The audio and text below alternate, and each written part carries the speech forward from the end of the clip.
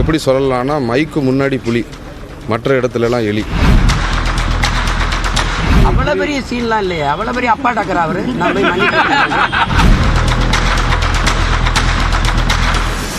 கண்டிப்பாக அவர் பேசின பேச்சுக்கு தண்டனை வாங்கி கொடுக்கணுன்றதுல உறுதியாக இருக்கேன். எனக்கு தண்டனை பெற்று நீ கொடுத்துரு, நீ பார்க்குற கொடுத்துரு நீ பார்க்குறீங்க. தன்னை பற்றி ஆடியோ வழியாக திருச்சி எஸ்பி வருண்குமார் தான் காரணம் என நாம் தமிழர் கட்சியின் தலைமை ஒருங்கிணைப்பாளர் சீமான் குற்றம் சாட்டும் நிலையில் தன்னையும் தன் குடும்பத்தினரை பற்றியும் சமூக வலைத்தளங்களில் நாம் தமிழர் கட்சியினர் அருவருக்கத்தக்க வகையில் பேசுவதாக திருச்சி சரக டிஐஜி வருண்குமார் குற்றம் சாட்டுகிறார். இதனால் இருவருக்கும் இடையே மோதல் நீடிக்கும் நிலையில் சீமான் மீது நடவடிக்கை எடுக்க கோரி தொடர்ந்த அவதூறு வழக்கு விசாரணைக்காக நேற்று முன்தினம் ஆஜரான டிஐஜி வருண்குமார் தன்னிடம் மன்னிப்பு கேட்க தொழிலதிபர் மூலம் சீமான் தூதுவிட்டதாக கூறினார். இவருக்கு எப்படி சொல்லலாம்னா மைக்கு முன்னாடி புலி, மற்ற இடத்துலலாம் எலி. என்ன காரணத்தினால சொல்கிறேன்னா, ஒரு தொழிலதிபர் மூலமாக இந்த பிரச்சனைக்கு நடுவில் வார்த்தை அனுப்பி விடுறாரு. நான் தனிப்பட்ட காரில் டின்ட்டு போட்ட கிளாஸ் போட்ட காரில் நான் வரேன், நான் மன்னிப்பு கேட்குறேன். நான் அதை ஒத்துக்கலை, எனக்கு உடன்பாடு இல்லை, நான் சொல்லிட்டேன்.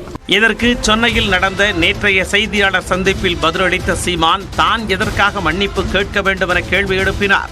அவ்வளவு பெரிய சீன்லாம் இல்லையே, அவ்வளவு பெரிய அப்பா டாக்கர் அவரு. நான் போய் தம்பி, அவர் ஏதோ காமெடி பண்ணிட்டு அலைகிறாரு.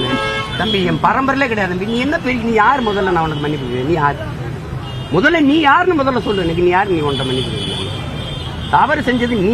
இதையடுத்து நேற்று நியூஸ் 18 தமிழ்நாடு தொலைக்காட்சிக்கு பிரத்யேக பேட்டி அளித்த சீமான் டிஐஜி வருண்குமார் தான் தொழிலதிபரை அனுப்பி சமரசம் பேசியதாக குறிப்பிட்டார். நீ தான் அனுப்பின அந்த தொழிலதிபரை.